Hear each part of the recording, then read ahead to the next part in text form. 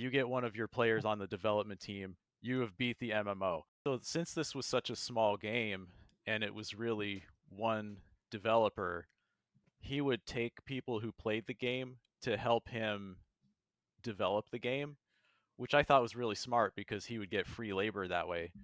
But the problem was when you have developers who are also playing the game, there's this temptation to add things that are special benefits just for their own team or their own players.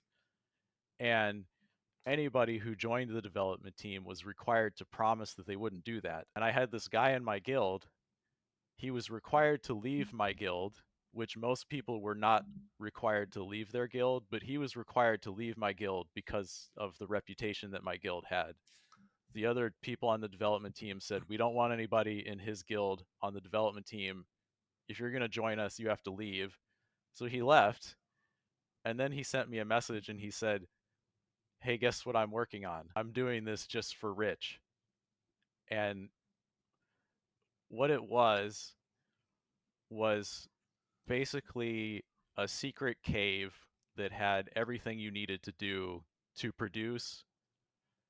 And most of the time, you would have to walk like halfway across the map, gather materials, carry it back. But this you could do all in one spot. And it wasn't necessarily secret or illegal in any way because the other developers knew that it was being created too. But what the idea was, I don't know all the specifics, but I think the idea was a player should stumble on this secret instead of already knowing about it beforehand. So knowing about it beforehand was really what the advantage was. And it was absolutely, entirely, totally unfair.